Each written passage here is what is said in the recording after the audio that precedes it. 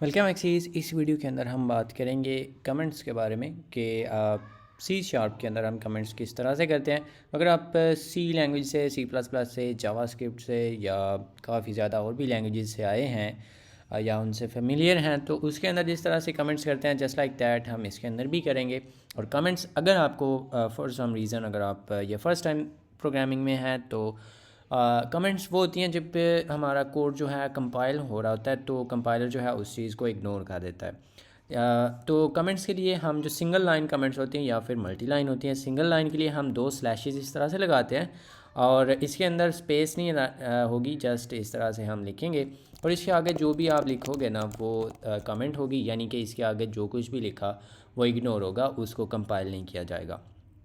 Unless आप new line पे आ जाएं और इधर आके अगर आप इस तरह का कुछ लिखते हैं तो एक तो यहाँ पे आपको ये एरर्स भी अब आ रहे हैं क्योंकि ये चीज़ें जो हैं ये इनवैलिड हैं, तो हमें सिंटैक्स का ख्याल रखना पड़ता।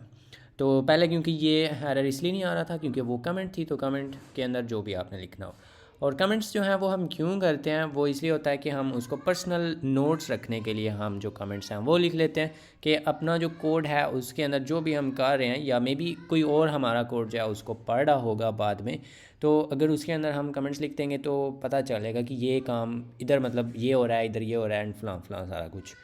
तो समटाइम्स ऐसे होता है कि आप और हाँ, अगर आप वी एस कोड में हैं तो आप कंट्रोल और जो स्लैश होती है फॉरवर्ड स्लैश जो कि इधर राइट साइड पे शिफ्ट बटन के साथ होती है वो प्रेस करेंगे तो कोई भी चीज़ जिधर भी कर्सर होगा वो कमेंट हो जाएगा। अगर पहले कमेंट हुआ तो अनकमेंट हो जाएगा। और अगर आपके पास ज़्यादा इस तरह से लाइंस हैं तो आप इन सभी को सेलेक्ट करके तो ये प्रेस करेंगे तो वो सारे की सारी कमेंट्स हो जाएंगी। और इसको करने का एक और भी तरीका है कि आप मल्टी लाइन कमेंट्स लिख सकते हैं। तो उसका ये तरीका है कि आप ये फॉरवर्ड स्लैश लगाएंगे, फिर स्टार लगाएंगे, फिर नीचे जिधर भी मतलब आके और फिर आप स्टार लगाएंगे और फॉरवर्ड स्लैश बंद। तो इसके अंदर जो भी अब आपने लिखा ना मतलब आपको बार बार वो नहीं लिखना पड़ेगा, ये सारे की सारी कमेंट होगी। तो इधर से लेके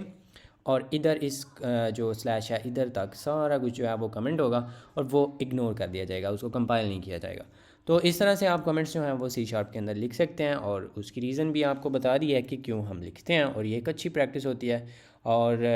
एज अ बिगिनर आपको हर चीज़ को कमेंट करना चाहिए कि इधर हम ये कर रहे हैं, इधर ये कर रहे हैं, लेकिन आहिस्ता आहिस्ता मतलब अगर आप एक नंबर जो है वो उसको बना रहे हो, कोई भी एक वेरिएबल बना रहे हो तो उसका ऊपर कमेंट लिखने की ज़रूरत नहीं है कि इधर भाई हम एक वेरिएबल बना रहे हैं। तो लेकिन एज अ बिगिनर आपको वो भी करना चाहिए ताकि आपको आदत पड़ती जाए। सो ये होती हैं कमेंट्स।